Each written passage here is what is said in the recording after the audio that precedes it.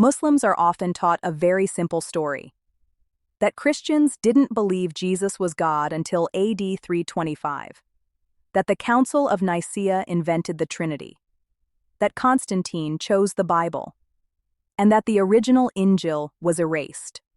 You hear this everywhere, from Muslim apologists, atheist writers, documentaries, even popular TV. It sounds convincing, but it isn't history. The Council of Nicaea took place in AD 325. By then, Christianity had already existed for nearly 300 years. Christians had survived imprisonment, torture, and execution under Roman persecution long before Constantine. In AD 313, Constantine didn't create Christianity. He legalized it with the Edict of Milan. That matters, because even an emperor could not recall, alter, and replace thousands of Christian manuscripts already spread across regions, languages, and continents. Before we even talk theology, the story collapses on logistics alone. So why was the council called? For one reason. A presbyter from Alexandria named Arius was teaching that the Son did not share the Father's eternal, uncreated nature. His slogan was simple: there was a time when the Son was not. Now here's something important. Arius did believe Jesus was exalted. He even believed Jesus was divine in a limited sense, but not eternal, not equal with the Father. And that was the problem, because this teaching was new. The debate at Nicaea was never, should we make Jesus God? It was, is Arius contradicting what Christians have always believed? Long before Nicaea, Christians worshipped Jesus as divine. Paul writes in Philippians 2:6-11 that Jesus existed in very nature God. John opens his gospel with John 1:1, the Word was God. And early Christian leaders like Ignatius of Antioch, writing around AD 110, openly referred to Jesus as our God. But this belief wasn't limited to texts. In northern Israel, archaeologists uncovered a 3rd century Christian prayer hall at Megiddo. A mosaic inscription there, dated more than 70 years before Nicaea, records a dedication made to God Jesus Christ. This wasn't an emperor. This wasn't a council. This was ordinary Christian worship. The belief already existed. Nicaea didn't create it. It responded to a challenge against it. The Nicene Creed didn't invent new doctrine. It clarified existing belief. That's why it says Jesus is begotten, not made, of one substance with the Father. This wasn't philosophy replacing Scripture.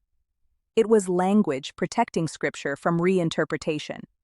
The vast majority of bishops signed the creed, not because Constantine forced them, but because Arius's teaching didn't match what the churches were already teaching. Now the claim you hear constantly, that Nicaea chose the Bible. It didn't. There is no discussion of the biblical canon at Nicaea. No list, no vote, no debate. The 4 Gospels were already widely recognized long before AD 325. Irenaeus, writing in the 2nd century, explicitly affirmed 4, and only 4 Gospels. Later lists, like Athanasius in AD 367, reflect the direction the canon was already taking and match the 27-book New Testament used today. Nicaea assumes Scripture. It does not define it. Islam claims the Injil was corrupted. But notice what's missing. No date, no names, no method. The Quran never mentions Constantine, never mentions Nicaea, never mentions a council changing Scripture. By the 4th century, Christian manuscripts already existed.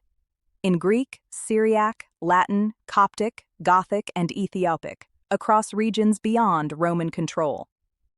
Some early New Testament papyri are commonly dated to the 2nd and early 3rd centuries, well before or around the era of Nicaea.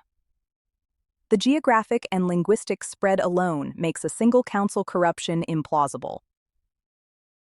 Here's the irony no one talks about. After Nicaea, it wasn't Orthodox Christians who gained political power. It was the Arians. Arian emperors exiled bishops like Athanasius repeatedly. Jerome later wrote, "The whole world groaned and was astonished to find itself Arian." If political power decided theology, Arianism should have won. It didn't. You don't have to take my word for any of this. The documents from the Council of Nicaea are still available today. Read the Creed. Read the canons. And as you do, pay attention to what isn't there. There is no debate about whether Jesus should be God. There is no vote on which books belong in the Bible. There is no mention of corrupting or replacing the Injil. The Council assumed what Christians already believed. That's not a cover-up. That's a paper trail. If you're ready to learn, grow, and speak truth in love, join us, subscribe now. The conversation starts here.